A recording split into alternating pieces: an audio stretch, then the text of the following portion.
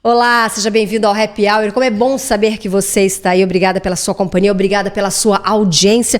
Você que nos assiste do Brasil inteiro e também para os meus amigos que estão fora do Brasil.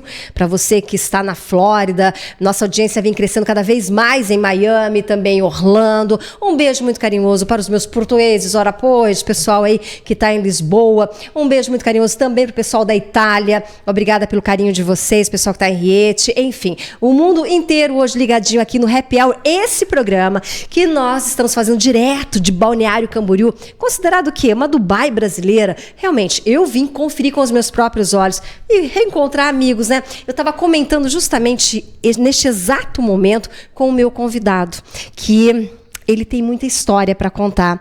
E eu vou dizer uma coisa para vocês. Já estou na comunicação há aproximadamente o quê? Uns 30 anos, quem me acompanha desde o início. E vocês sabem que eu já contei muitas histórias dos meus convidados aqui.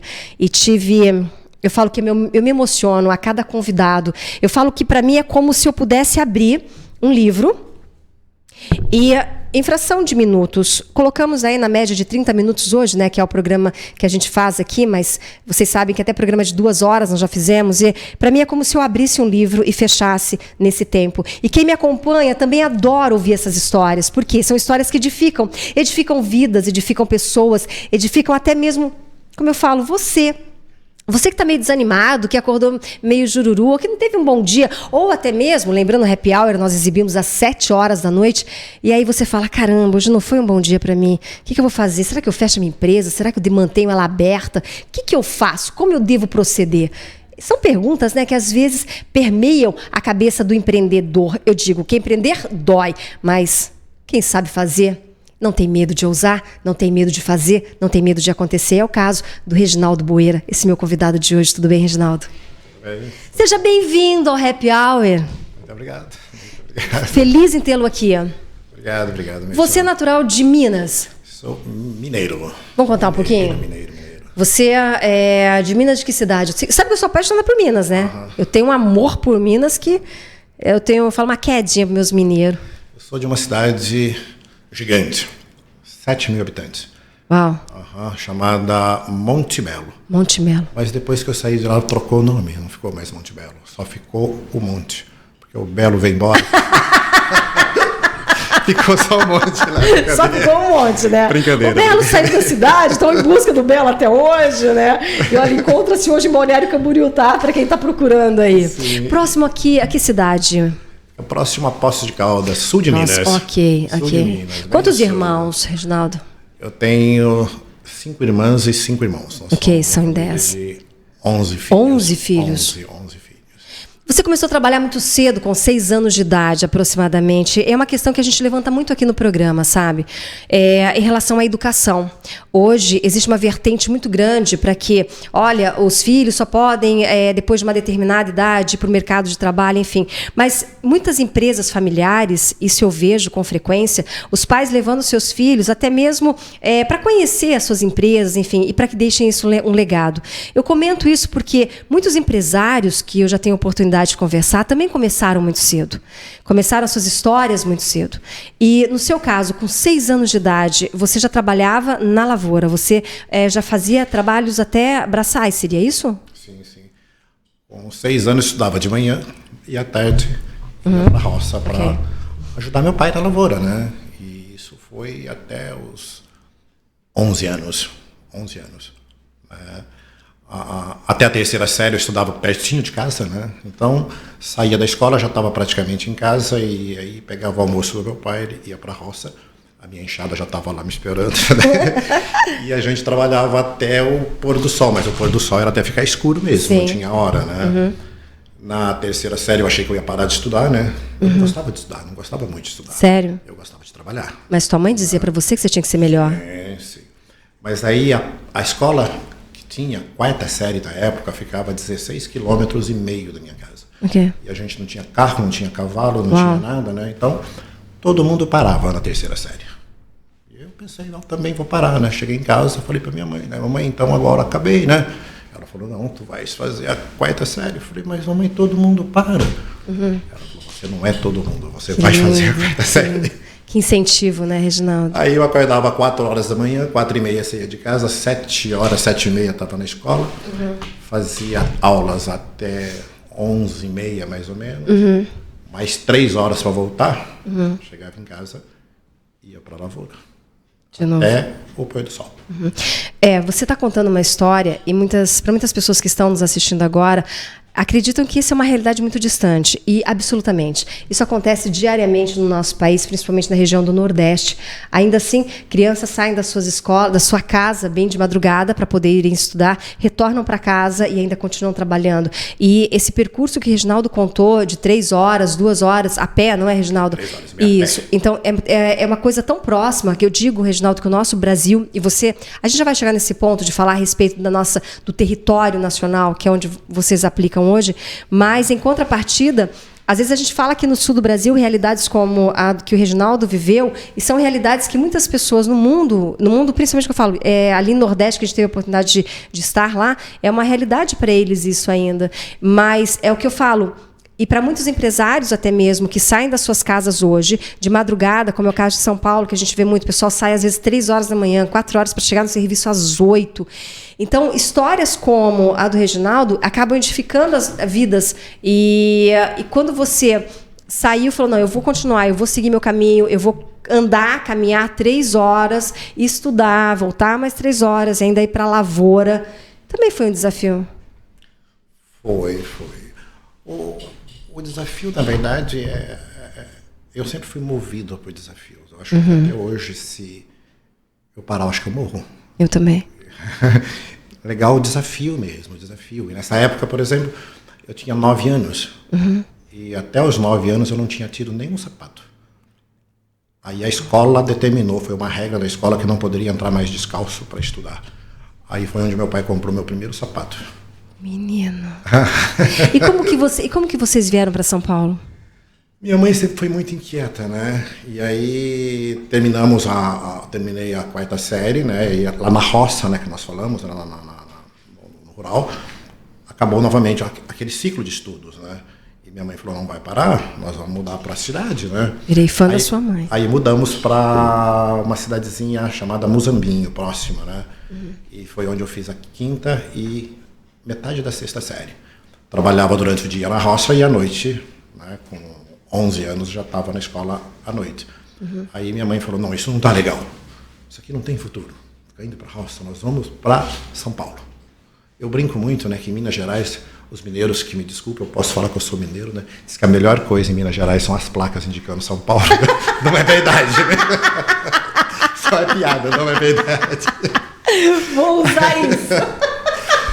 Daí nós viemos para São Paulo, né, interior de São Paulo. Meu pai e minha mãe, mais 11 filhos. Só meu pai trabalhava. Nossa. Trabalhava numa fundição de uma fábrica de freios Vargas na época. Trazendo para os dias de hoje, ele ganhava por volta de R$ 1.800. E como que sustentava essa família toda? Aluguel, tinha que pagar aluguel, tinha que pagar água, energia e...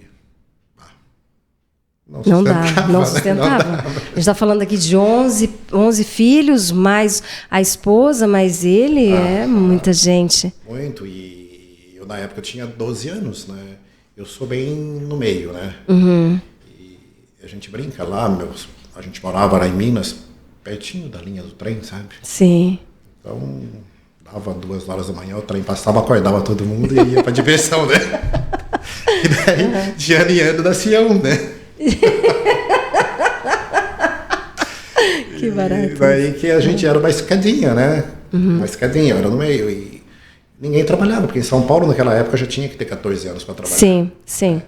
Então, eu tinha apenas um irmão acima de 14 e uma irmã, mas que não trabalhava muito, assim, não. Né? Era mais meu pai mesmo, e foi uma época ruim. Você tinha, era uma coisa inquieta dentro de você, alguma coisa que dizia, não está bom, não é assim, eu quero algo mais. Era uma coisa, eu estou te perguntando isso porque muitas vezes as pessoas têm essa inquietude dentro delas, e elas têm medo de ousar, medo de não dar certo, são bloqueios que a gente chama, acabam tendo bloqueios. Nessa sua idade, já em São Paulo, você tinha essa inquietude dentro de você, eu preciso fazer alguma coisa? Lá em Minas Gerais mesmo, em Muzambinho, quando eu tinha 10 para 11 anos, né? Uma roda de amigos e molecada com sonhos, né? Qual que é teu sonho, qual que não, o seu, por quê? E chegou a minha vez, no meio de 5 amigos, eu falei que o meu sonho era comprar um caminhão. Você sonhava em ser caminhoneiro? Tinha 11 anos, né? O negócio era caminhão. Aí um dos amigos olhou para mim e falou, Reginaldo, por que você não pensa em comprar um sapato primeiro? Porque meu sapato estava tudo furado, tudo acabado. Por que tu não pensa em comprar um sapato primeiro antes de comprar um caminhão? E aquilo na hora eu não gostei muito, mas aquilo foi mais uma injeção de ânimo mesmo em mim, motivação total. Eu falei, eu consigo comprar um caminhão. Eu falei, não sei quando, mas eu consigo comprar. Ali eu já pensei isso, né? E... Você sofreu bullying? Sim, por as pessoas acharem que eu era pobre, né? Então eu sofri muito, porque as pessoas confundem muito você ser pobre e você não ter dinheiro, né? É uma diferença gigantesca. Antes, então, eu não era pobre, eu só não tinha dinheiro, então isso me incomodava. Ah, tu é pobre? Não, não sou pobre. Mesmo não tendo recursos, a sua mente nunca deixou você te levar para um lugar onde o que a gente fala, abre aspas, a pobreza, fecha aspas, a pobreza do ser humano existia. A sua mente nunca foi para essa vertente. Não. E tanto que até hoje eu tenho ainda uma aversão a esse negócio de falar a pessoa é pobre, ele é muito pobre, sabe? Eu fico muito revoltado.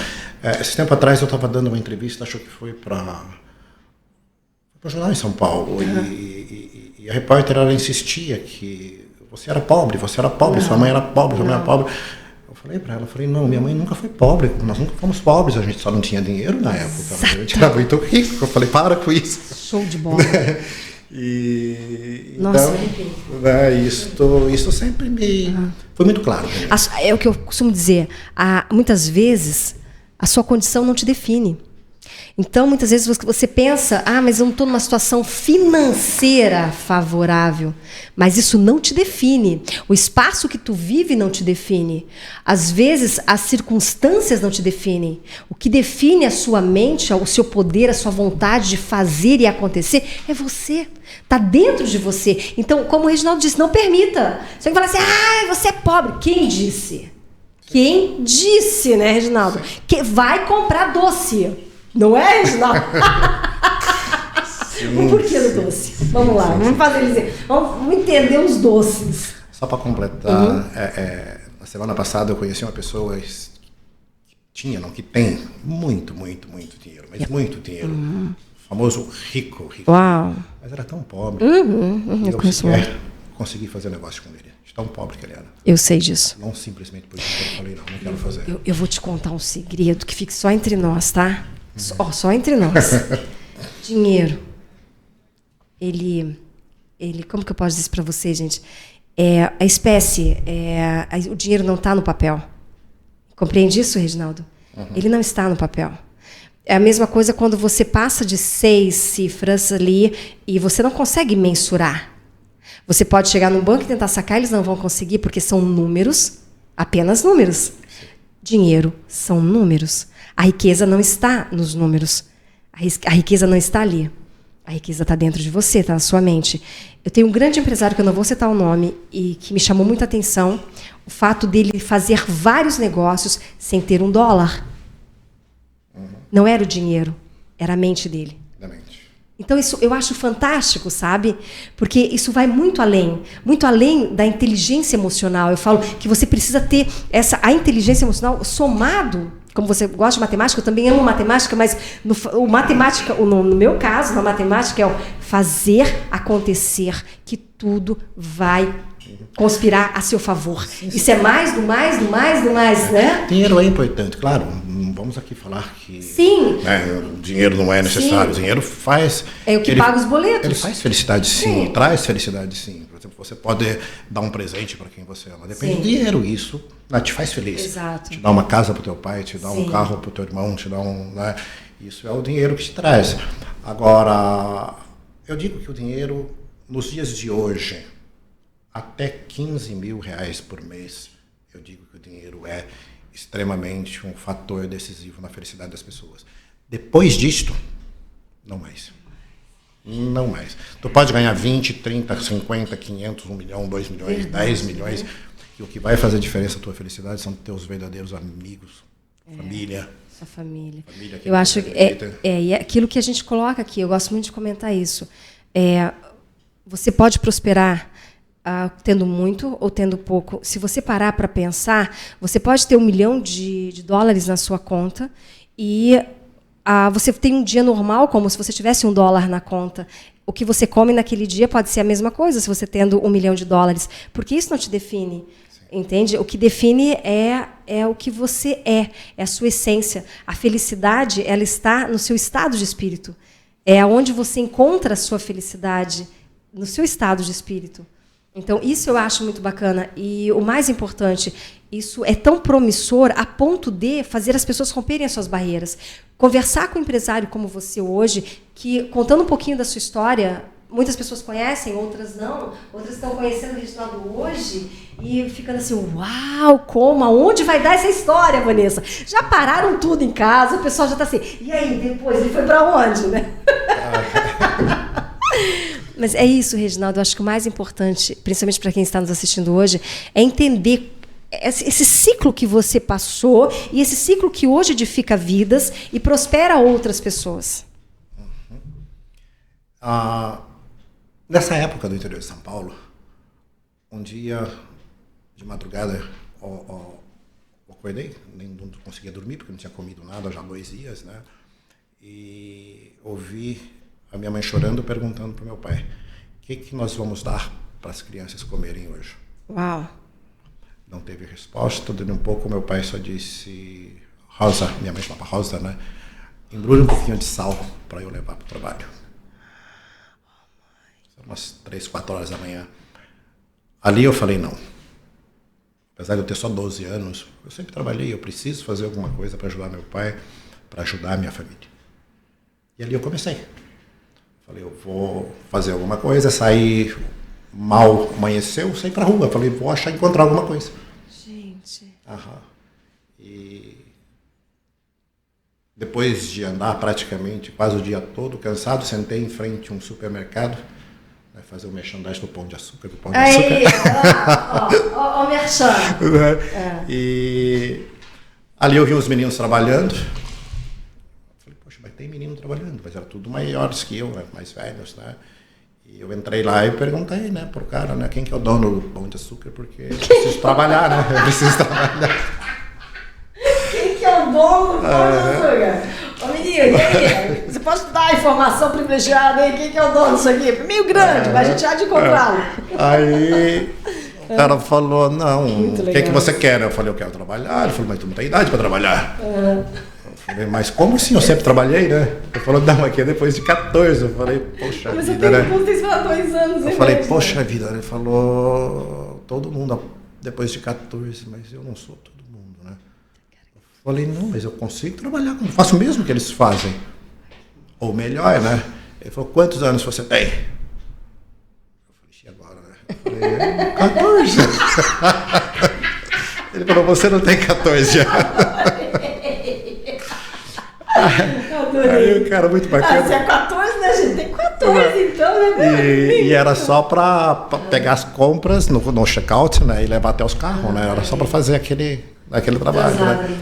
Aí você não fala para ninguém, eu deixo você trabalhar. Eu falei, fica aqui entre nós, né? Ele falou, tá, começa amanhã. Eu falei, posso começar hoje? Aí já fiquei lá. Aquele dia eu consegui comprar arroz e feijão e levar para casa. Que bênção. Uhum. Qual foi o divisor de águas da sua vida?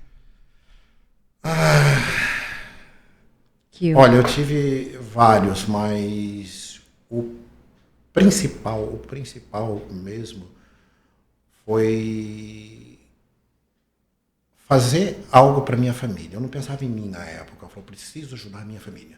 Eu não pensava em mim. Em nenhum momento. Eu falei, eu não posso deixar meu pai só e a minha família do jeito que está. Então ali eu tomei a decisão. Eu vou fazer, eu não sei o quê, mas eu vou fazer.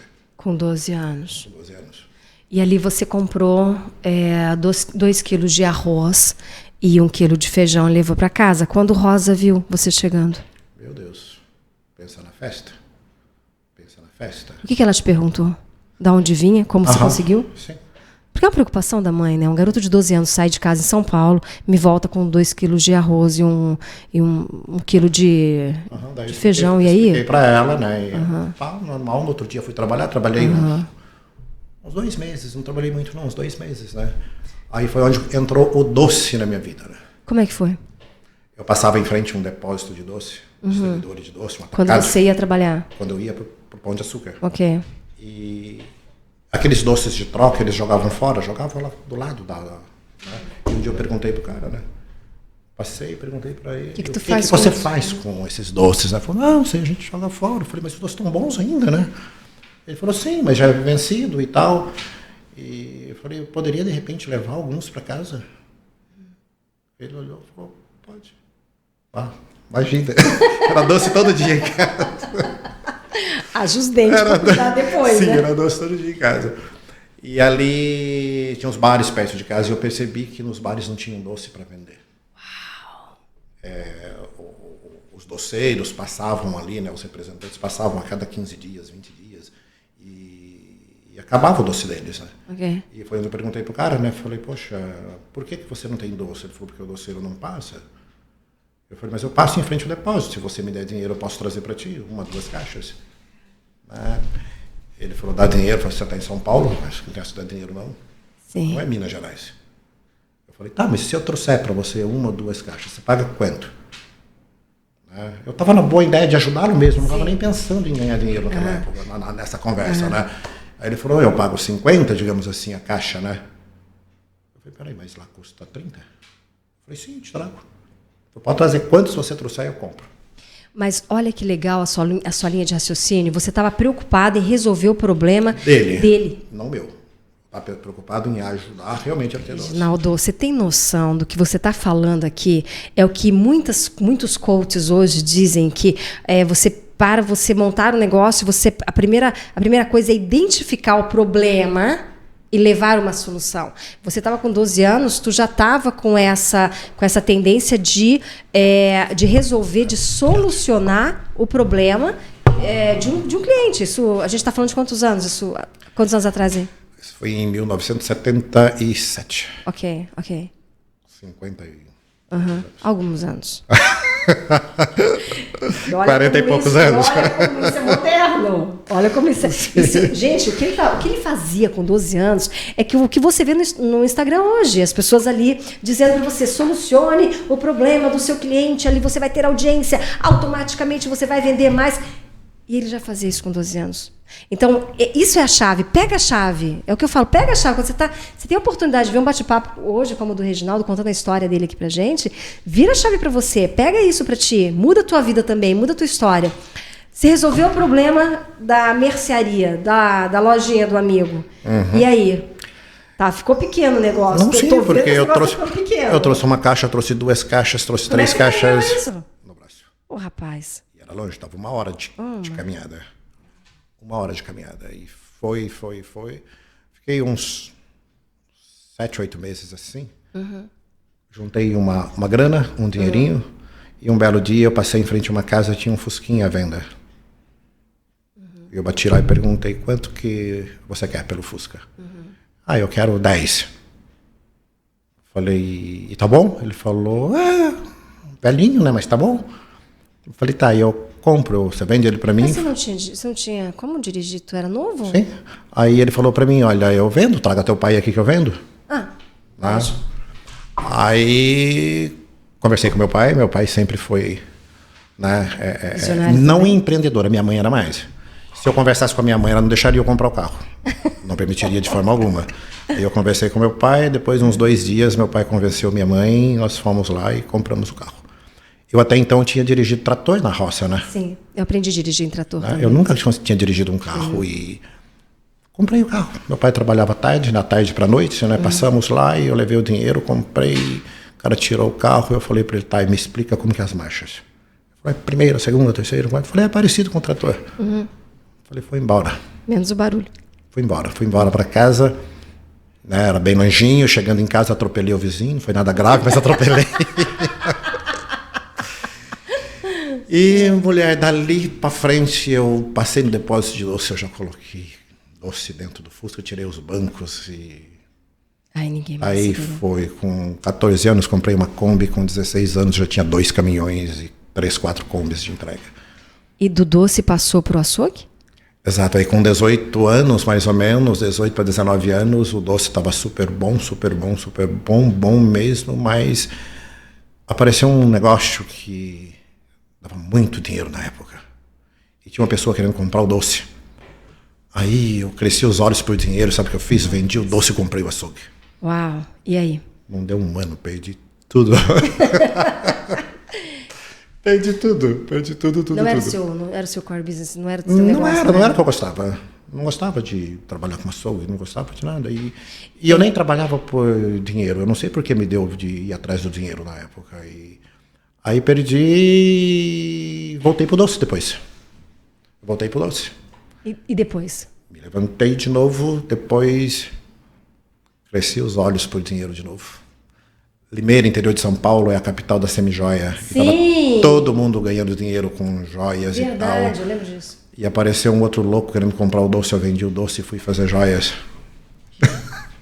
Sabe o que aconteceu? Quebrei.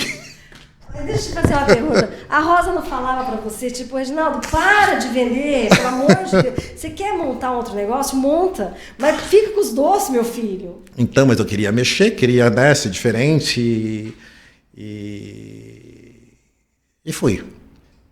Não deu certo, quebrei. Quanto tempo você ficou com as semijoias? 1 ano e meio, mais ou menos, 1 ano e 2 meses. Você tem que ter os negócios que não dão certo, eles duram na média de um ano e um pouquinho, né? Mas na verdade estava dando certo. O que deu errado?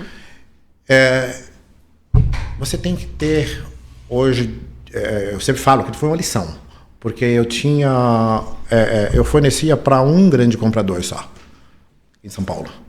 Então eu entreguei a primeira vez, ele pagou, a segunda pagou, primeiro mês ele pagou, primeiro ano ele pagou, pensou um pouquinho, já atrasou, depois atrasou de novo, aí depois juntou todo atrasado, mais uma grande compra e colocou num cheque só. E pediu 30 dias. Uau. Eu tenho esse cheque até hoje ainda. Oh my God. Quebrou. Nunca mais recebi do cara. Aí voltei pro doce, viu? E volta pro doce de novo. Voltei pro doce. Especialização, Reginaldo, doces. Eu devia ter trazido um doce pra gente aqui, hein, hoje. Né? Mas, Reginaldo, dessas 2 vezes que você teve esse infortúnio de... A gente fala dos negócios não terem dado certo. Porque eu tenho isso pra mim. Não é que a gente deu errado ou uma empresa não foi bem sucedida. Apenas algumas situações que nos fazem voltar e refletir a respeito do nosso negócio. Para quem está nos assistindo e que tem os seus negócios, é importante, na sua opinião, 2 vezes você voltou para os doces, é a paixão pelo negócio? Quando a gente acaba perdendo o negócio? Hoje eu falo... Qual que é a chave para você? O que vira isso? Hoje eu falo que todas as vezes que eu cresci os olhos pro dinheiro, me dei mal. E tem mais uma vez ainda, viu? Porque eu toquei os doces aí até meus 30 e poucos anos, e foi quando apareceu a informática. Meu irmão era da área de informática, e ele falou, Reginaldo, informática é o que vai, é o boom. Você pegou bem na época do início, né? Sim. Eu fiz curso também disso. Aí acabei fazendo o quê, sabe? Vendi o doce e fui para informática. Só um minuto. Sabe, para tudo. Quem tá ouvindo, quem tá vendo, quem tá ouvindo nosso bate-papo, fala assim, nossa, a Vanessa tá entrevistando o homem dos doces, né? Fala assim, pô, peraí, ele é o da Lindt, ele é Copenhagen? Não, gente, vocês não estão entendendo, né? Não tem nada a ver com doce nosso bate-papo aqui. Porque o negócio do Reginaldo não é o doce. Não mais. Porque eu tenho certeza. Mas então, quem está assistindo a gente fala assim, gente, você viu o programa da Vanessa hoje? Ela está entrevistando um doceiro, né? Doceiro, né? Foi. e doce. E nada, gente. Sabe o que nós estamos falando aqui? Você vai ficar perplexo, de educação. Nós estamos falando aqui de informática, de escola de inglês. Todo esse bate-papo para chegar em uma das maiores escolas de inglês, que a gente já vai falar sobre isso. Agora, a informática, eu lembro que eu fui fazer curso de informática. Menino, ninguém sabia nada de informática na época. Sim. Foi um boom no Brasil. Tinha escola de informática, você tropeçava na esquina, já tinha outra escola de informática. Todo mundo, o advento da internet, né? O advento do vamos lá, todo mundo tem que fazer. Era igual fazer inglês, né? Tinha que fazer inglês, tinha que fazer informática também. Você montou escola de informática, foi junto com o teu irmão? Então, na época, né, eu não entendia nada de informática, nunca tinha visto um computador na vida. Até hoje eu não entendo nada de informática. E fui pelo meu irmão, coloquei todo o dinheiro, a grana do doce, né? Eu coloquei todo na informática e montamos lojas de hardware, software, e montamos escola junto e tal. E, cara, aquilo para mim não ia, porque eu não entendia nada. E não entendia nada. E quando eu percebi, tinha quebrado de novo. 3 vezes. Cara, eu achei que agora nós íamos dar o pulo do gato, não foi ainda? Não. Aí sim. Agora sim foi o pulo do gato.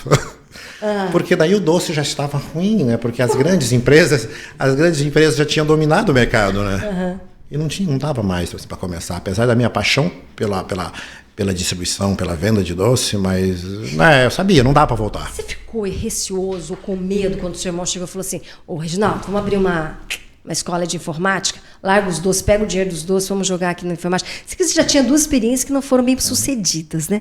Aí tu pegou essa grana e foi investir na informática. Sim, porque o doce já estava, sabe... Tão bom, né? Não, mas ele já estava caindo. O doce já não estava mais como antigamente. O mercado começou a ficar muito competitivo. Muito competitivo. E eu falei, eu vou sim. Eu vou. Medo não, né? Não dá. Você já teve medo? Eu tenho medo ainda. Eu tenho medo de água e de escuro. Só isso. Mas você tem medo de? Água e de escuro. Água e escuro. Sabe nadar. Eu sei nadar. Mas eu tenho medo. E de escuro também? Tu dorme no escuro? Não, de jeito nenhum. Tu dorme de luz acesa, Reginaldo? Um pouquinho, né? Acesa. Tem que ter uma luzinha, uma lâmpadazinha no quarto, Tem que ter. Tua esposa deve amar isso, né? Não gosta muito. Caramba, e aí? Então, daí falei, bom, o que fazer, né? Voltar pro doce, eu falei, não, daí eu não voltei pro doce. Mas eu tinha uma segunda paixão, não menor que o doce, né? Talvez maior do que o doce, que é o inglês, né? Que é o idiomas. E essa era a minha paixão desde 7 para 8 anos. Porque você ouvia música em inglês? Com 7 para 8 anos, meu pai comprou o primeiro rádio lá da região nossa, lá de Minas Gerais. Né? E das 6 às 8, né, reuníamos todos os vizinhos, tal, a vizinhança, para ouvir o rádio. E depois das 8, meu pai, né, eu era o peixinho do meu pai, né? Meu pai falou, não, você pode ouvir mais 10 minutos. Aqui também um pedacinho. Então eu pegava o rádio, ia para o nosso quarto, né, pro meu quarto, dos meus irmãos, e eu começava a girar, e um dia encontrei uma estação onde falava um monte de coisa que eu não entendia nada. Você achou aquilo bonito? Era música para mim. Era aquele idioma que eu não entendia nada, e eu ficava vidrado, e um dia minha mãe achou que eu estava ficando louco, né, comentou com meu pai, o Reginaldo tá ficando louco, porque ele tá ouvindo uns negócios que ninguém entende nada, e ele fica ali e tal. A minha irmã mais velha falou, não, isso é inglês. Olha que graça, cara. Foi a primeira vez que eu ouvi a palavra inglês. Eu falei, nossa, que legal. Forte. Depois que mudamos para a cidade, né, aí, lá em Muzambinho ainda minha irmã me deu um dicionário, eu começava a traduzir, montar frases e tal. Quando nós mudamos para São Paulo, eu comecei a estudar. Fiz todas as escolas de idiomas que tinha na época, né, que até hoje ainda existe. Tem facilidade com o inglês? Tenho. Não tenho. A gente não pratica muito hoje aqui no Brasil, né? Você acaba, por mais que você seja dono de quase 1000 escolas, e você ainda acaba... Porque no Brasil não tem a cultura de falar inglês, né? Já vamos chegar nisso. É muito pouco. E a informática, você ficou quanto tempo só com seu irmão? Acho que 1 ano também, 1 ano e pouquinho. Vocês continuam se falando? Ainda assim. Ainda assim, se saindo da sociedade? Então foi quando, essa época, eu resolvi... Eu li, inclusive, na época, depois da informática, que idiomas, aquela pessoa que falasse um segundo idioma, principalmente o inglês, ela iria ser diferenciada no mercado de trabalho. Realmente. Né? E eu não queria aquilo para mim, porque todas as vezes que eu pensei em eu fazer dinheiro, eu ganhar dinheiro, eu perdi. Então eu queria encontrar um negócio onde eu pudesse fazer mais pessoas fazerem dinheiro. Mudar a vida das pessoas, não a minha. Das pessoas mesmo. Então montei uma escolinha lá ainda no interior de São Paulo, né? Montei uma escolinha. Foi a primeira escola. Você saiu da... Porque assim, ó, teve uma época, Reginaldo, você vai lembrar isso comigo no Brasil, que tinha muita escola de inglês e junto com a escola de inglês tinha a escola de informática em inglês. Sim. Tu lembra disso? Sim, mas eu cheguei a fazer muito isso. Mas não dá, sabe? Você não pode ser... Misturar as coisas. Agradar a Deus o diabo, não. Ou é uma coisa ou outra. E aí, sabe? Por exemplo, quando você resolveu montar a escola de inglês, falar, agora vou montar minha escolinha de inglês, você montou sozinha? Foi carreira solo? Sozinho. Foi só. Montei sozinho. Eu fiquei 1 ano, mais ou menos. E aí, como foi isso? Como foi? Você escolheu os professores? Como foi isso? Não, eu escrevi o livro, eu dava aula, eu vendia, eu limpava a escola. Não, querido. Vamos por etapas, vamos profissionalizar o negócio. Vamos dar uma passadinha lá no Sebrae para entender como é que funciona a logística disso. Mas não funcionou. Eu fiquei 1 ano e meio, mais ou menos, nessa escola e não funcionou. E aí? Falei, vou parar. Sério, você pensou em parar? Não, parei. Eu falei, chocada. Para tudo, porque eu estou mentindo que eu estou ensinando e o negócio não está evoluindo. Menino, então, peraí, você dava aula, você vendia o curso, era tudo você? Bom dia, olá, você, como é que era a escola? Na época era Sparco. Olha, Sparco. Ok, olá, bom dia, né? Good morning, Sparco. Ok, daí o professor, olá, my name is teacher, Reginaldo. Tudo era Reginaldo, né? Vai pra contabilidade, Reginaldo. Sim. Passa na cobrança, Reginaldo. Porque, na verdade, já na época, não era a finalidade de ensinar na época. Então, mas sabe por que eu tô te falando isso? Isso é muito legal, Reginaldo. Porque tem muita gente hoje que ainda tá desse jeito. Que tá fazendo tudo. Entende? Está fazendo tudo. É a pessoa que produz, é a pessoa que vende, que comercializa, que entrega, ainda faz o marketing. À noite ainda sobra tempo para fazer o marketing. Sim. Aí não tem tempo de fazer dinheiro. Matou a charada. Não tem tempo de fazer dinheiro. Aí como é que se ganha dinheiro? Aí tu falou assim, não, para tudo, vou parar a escola. Porque eu estava mentindo, né? Porque eu não conseguia ensinar, não tinha uma metodologia, não virava. Daí eu parei. E na época me sobrava ainda algum dinheiro e eu conversei com meu pai, ele me emprestou um pouco mais e eu falei, eu vou pro mundo. Aí eu saí aqui, América Latina, eu queria saber como que os povos aprendiam inglês. Como outros povos aprendiam inglês. Por que pra gente era tão difícil aprender inglês? Porque pra mim foi muito difícil, sabe? Eu queria saber. Aí andei por aqui, Uruguai, Argentina, Chile, Colômbia, fui à Alemanha, andei pela Europa e... Quanto tempo você passou? Fiquei quase 5 meses viajando. Mas 5 meses. Você foi para conhecer a metodologia? Você passou por escolas? Como é que foi isso? Eu fui para entender como que eles aprendiam inglês. Ok. O que você aprendeu? O que você viu? No final de 4 meses e pouco, eu estava em Zurique. Ok. Desanimado, chateado, porque eu não tinha descoberto nada, não tinha visto nada que me agregasse de fato. E reservei uma mesa para eu jantar, estava sozinho, né? Reservei um restaurante para jantar.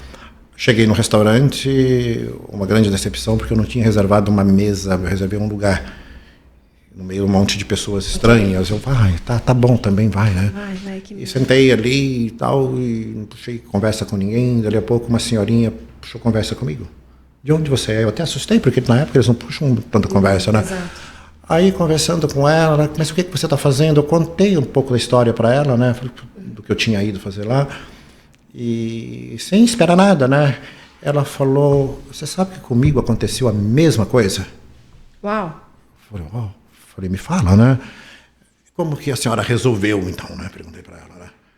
Ela falou, que ela era romena, e ela me disse, uma professora minha lá na Romênia, desenvolveu uma metodologia para quem falava romeno, só para quem falava romeno. E daí foi muito fácil aprender inglês.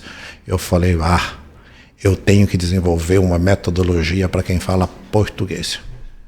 Cara, olha, arrepiada. E daí eu vim embora com aquilo na cabeça, e Metodologia daí própria. nasceu a KNN na época e Metodologia escrevia, dava aula e já contratei professores, contratei gente para vender e a coisa funcionava. E chegamos em 2014, até 2014, eu tinha, né, 8 escolas, com quase 1.000 alunos cada escola, né?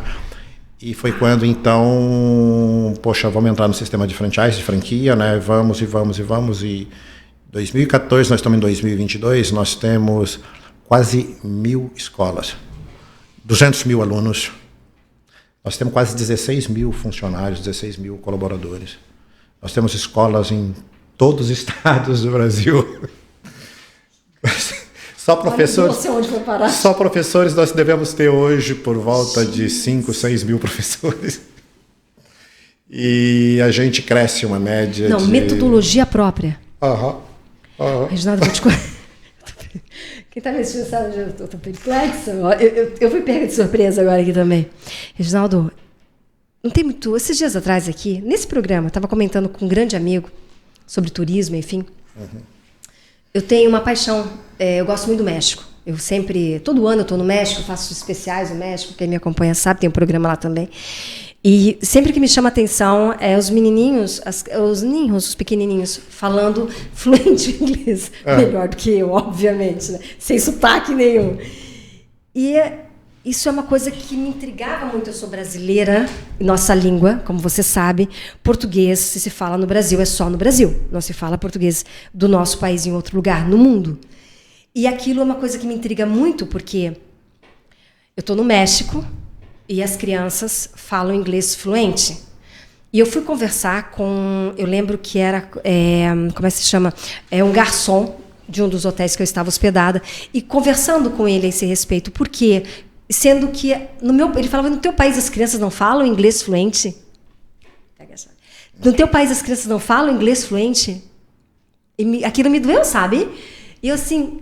Não. Aí eu perguntei para ele, mas... Como aqui as crianças falam inglês fluente, né?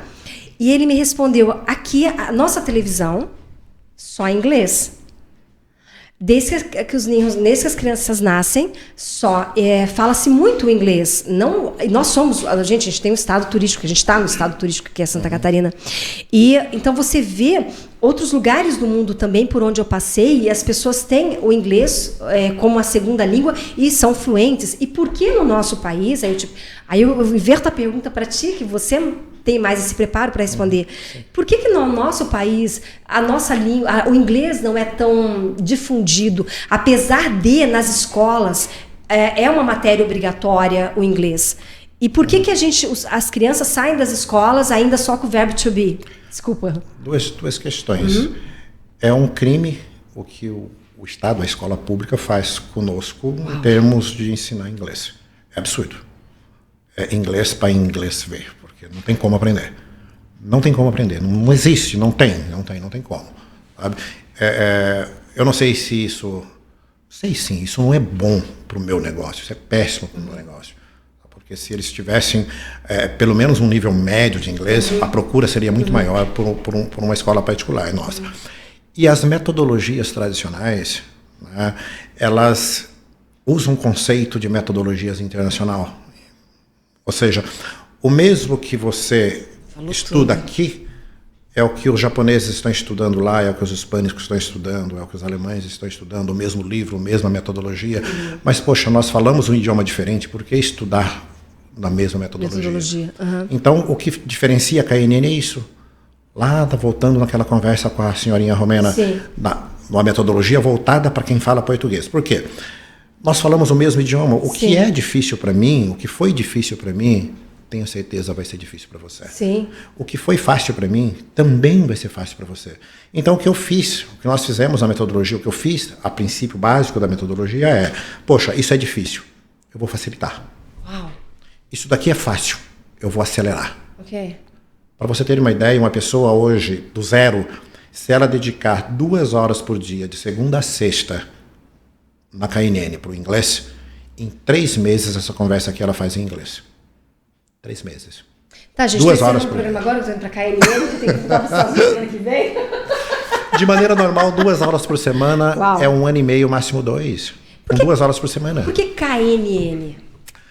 Vem do conhecimento agora. Knowledge now. Knowledge now. Knowledge now. Yeah. Conhecimento agora.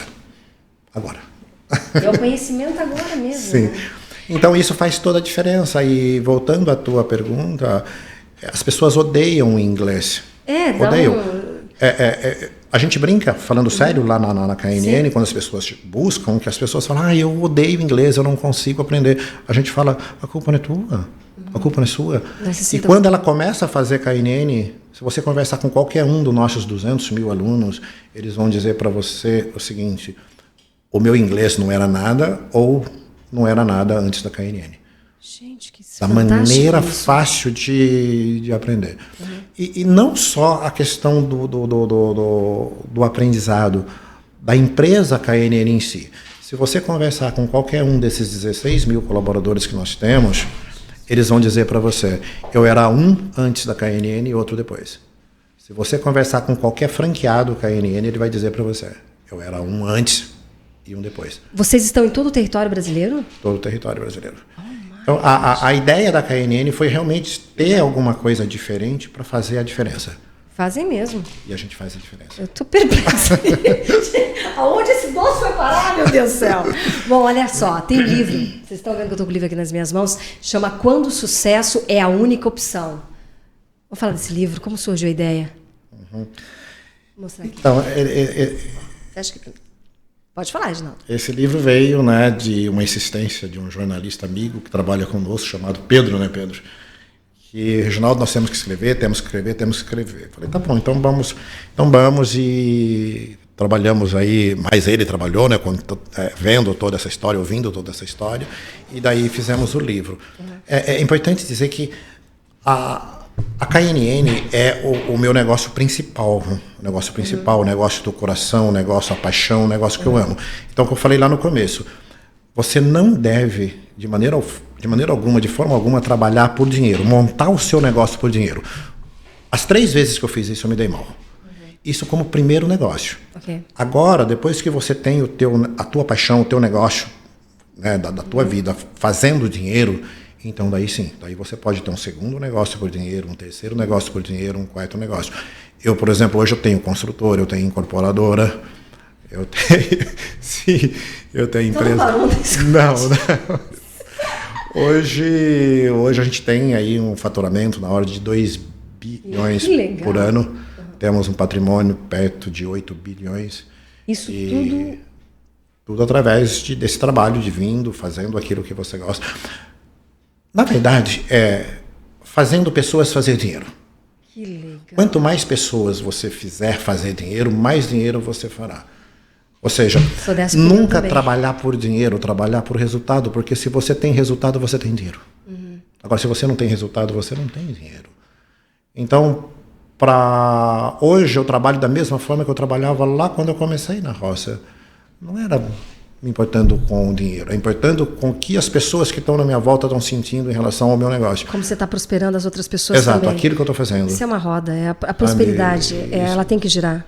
Não pode ficar só para você. Conhecimento não pode guardar para você. O dinheiro não pode ficar no seu bolso.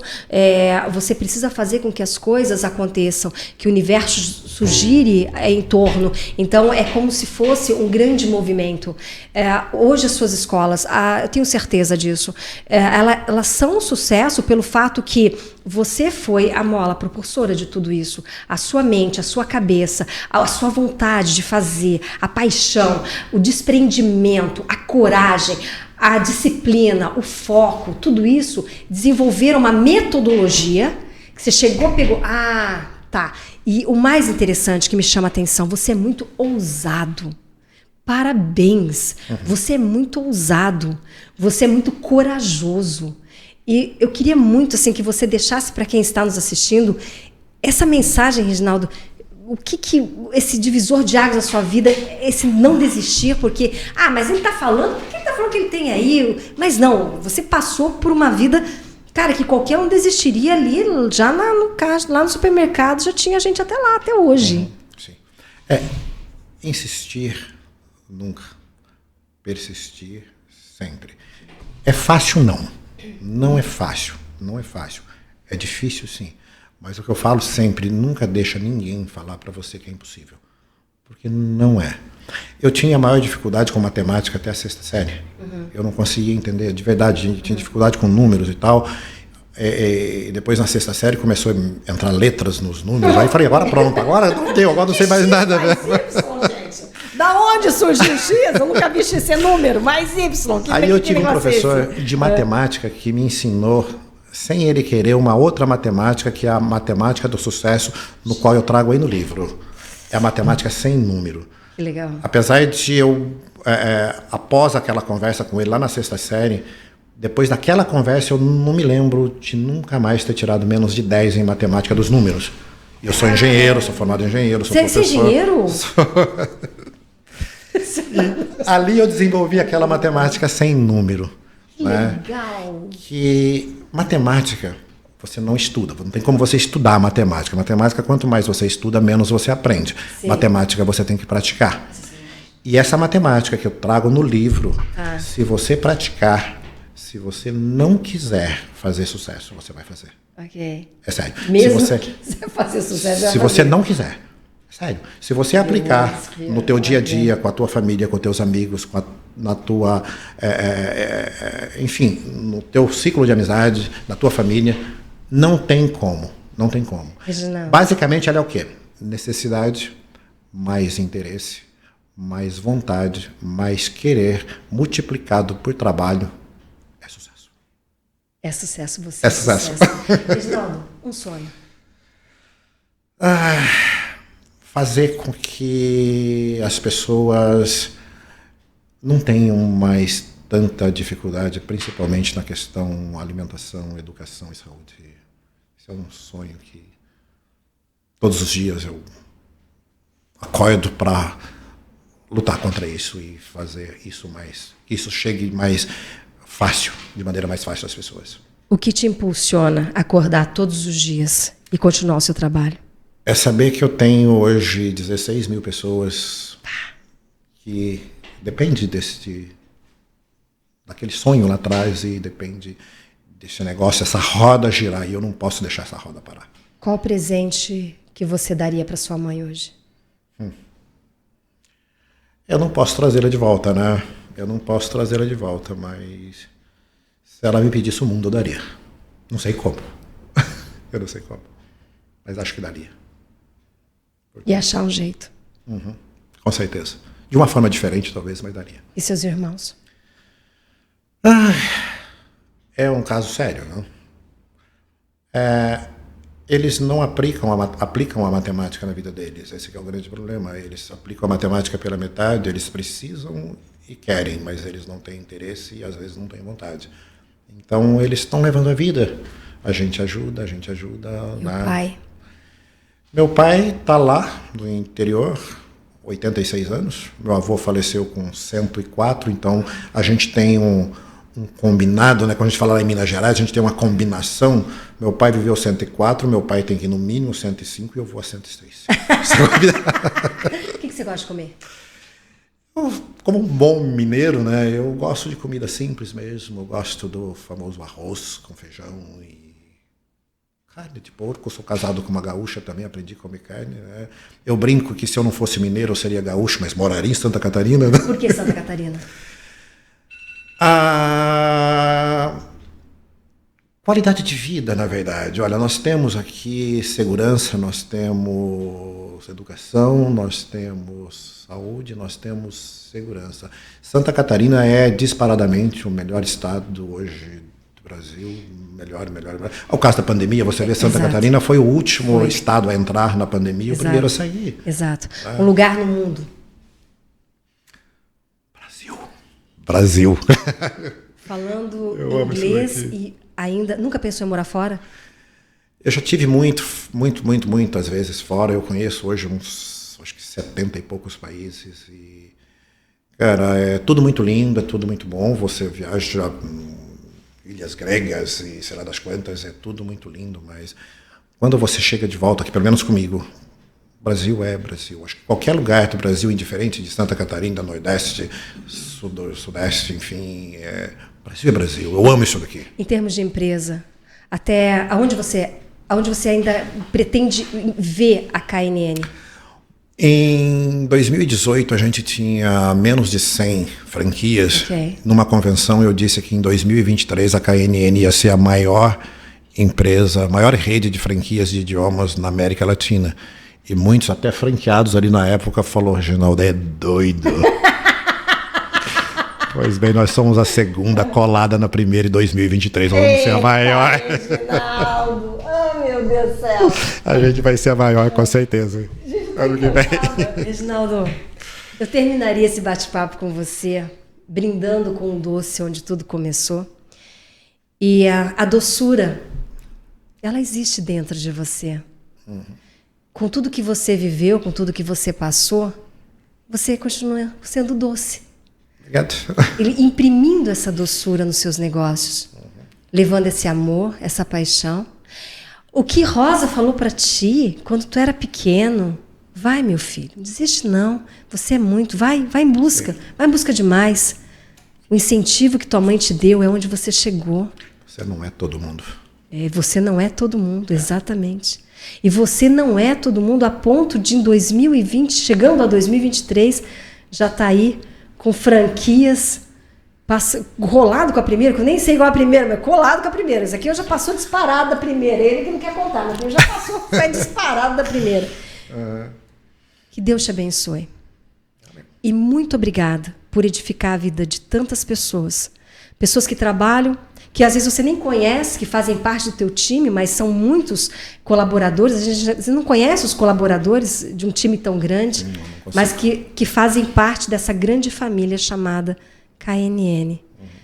Que você ainda venha contar muitas vezes a sua história para brasileiros como eu e no mundo, para edificar ainda mais vidas. Obrigado. Te agradeço demais pela sua generosidade, por ter contado um pouco da sua história para a gente. Eu tenho certeza que todo mundo que acompanhou esse bate-papo, que foi o programa mais longo que eu fiz desde o dia que a gente começou o Happy Hour, mas a tua história me encantou a um ponto de eu estourar toda a programação. Mas é um doce, qualquer coisa eu volto pro doce, né? Reginaldo, obrigada. Imagina, obrigado. Deixa um recadinho para quem está te assistindo. Eu brinco falando sério que a KNN é igual coração de mãe. Sempre cabe mais um. Sempre cabe mais um aluno, mais um franqueado, mais um amigo, mais um como um todo. Então, conheçam a KNN, venham para a KNN, sim, de verdade, e venham fazer parte da nossa história também. Bom, aqui eu ganhei um amigo. Eu tenho certeza que você que me assistiu edificou sua vida, mudou em algum momento. Reveja essa entrevista novamente, escute quantas vezes for necessário e mude a sua vida também. Com essa doçura aqui, ó. Porque ele não perdeu a essência. E você também não vai perder a sua. Obrigada, Reginaldo. Eu fico por aqui. Um grande beijo para vocês. Eu te vejo no próximo programa. Tchau.